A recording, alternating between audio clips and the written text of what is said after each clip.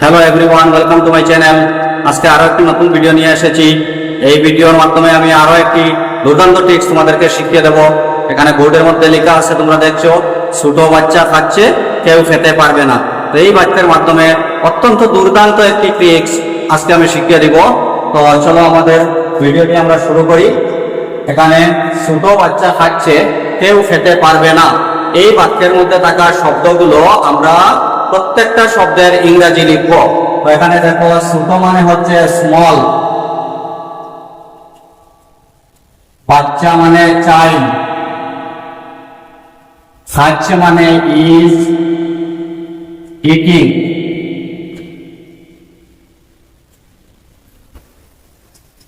Is eating, কেউ খেতে পারবে না, nobody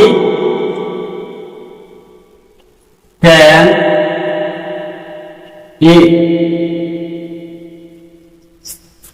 small child is eating, nobody can eat। তো এবার এই প্রত্যেকটা শব্দের প্রথম অক্ষরটি আমরা বেছে নেব। স্মলের এস, চাইল্ডের সি, ইজের আই, ইটিং এর ই, নবডির এন, ক্যানের সি, ইটের ই। এখন এই অক্ষরগুলোকে আমরা যদি একত্রিত করি তাহলে কি হয় দেখো, S C I E N C E, এটা হচ্ছে সায়েন্স। তো সায়েন্স বানান যাদের ভুল হয় তাদের জন্য আজকের এই ভিডিওটি। কথা দিচ্ছি, এই ভিডিওটি দেখার পর সায়েন্স বানান আর কখনো ভুল হবে না। ভিডিওটি যদি ভালো লাগে তাহলে অবশ্যই একটি লাইক করবে। তো যদি কোনো ট্রিক্স জানা থাকে এই বানানের তাহলে অবশ্যই কমেন্টে লিখে জানাবে। ভিডিওটি বেশি বেশি করে শেয়ার করে বন্ধু বান্ধবদের দেখার সুযোগ করে দেবে।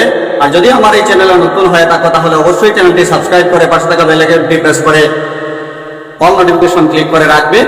তো এই চ্যানেলে আমি আগে আরো ভিডিও দিয়েছি, যে ভিডিওগুলোতে লেফট হ্যান্ড বানান কিভাবে সহজে ট্রিক্সের মাধ্যমে শেখা যায়, ম্যাথমেটিক্স বানান কিভাবে ট্রিক্সের মাধ্যমে সহজে শেখা যায়, সেই ভিডিওগুলো তোমরা দেখে নিতে পারো।